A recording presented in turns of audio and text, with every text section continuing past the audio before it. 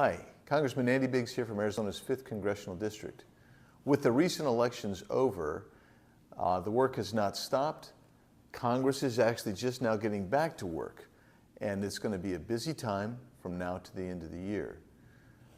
One of the things that happens is we have to settle the budget, how we're spending money, and that's the lazy way that Congress has typically done it, is to do something called a continuing resolution.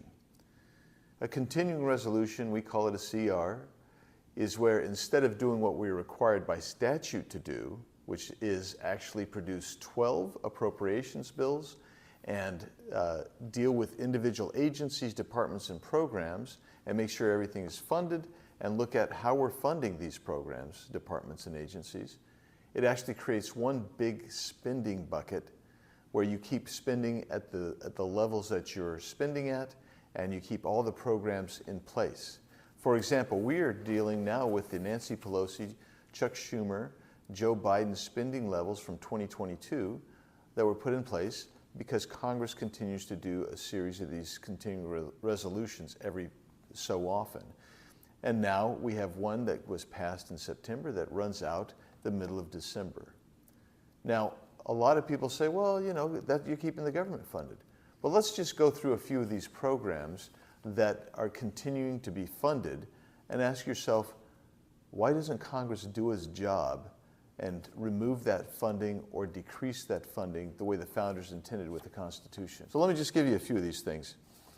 We're going to see the continuation of all of that Pelosi, Biden, Schumer spending. So that means that the border crisis cure is going to continue to be avoided. In other words, we continue to fund the border crisis. That means the CBP One app, which they've let in over 800,000 people using the CBP One app. That's an illegal program. We'll continue to fund that. How about the Cuba, Haiti, Nicaragua, Venezuela program?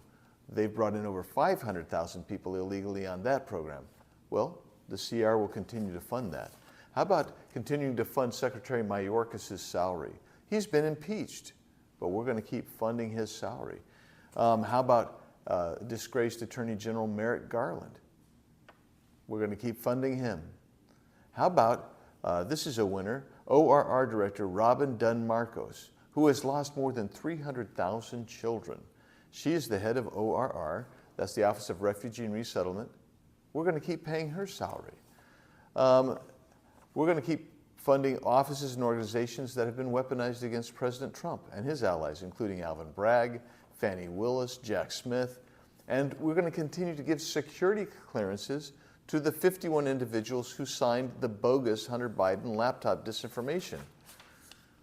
We're going to continue funding our participation into corrupt international institutions like the World Health Organization, the World Economic Forum, the United Nations, the International Criminal Court, and the International Court of Justice, and the Office of Palestinian Affairs. We will continue to fund the Wuhan Institute of Virology, EcoHealth Alliance, and other gain-of-function research that's adversarial to our position. And they're located, some of them, in our adversaries' nations. We shouldn't tie President Trump and the Republican-controlled Senate's hands behind their backs by passing a CR.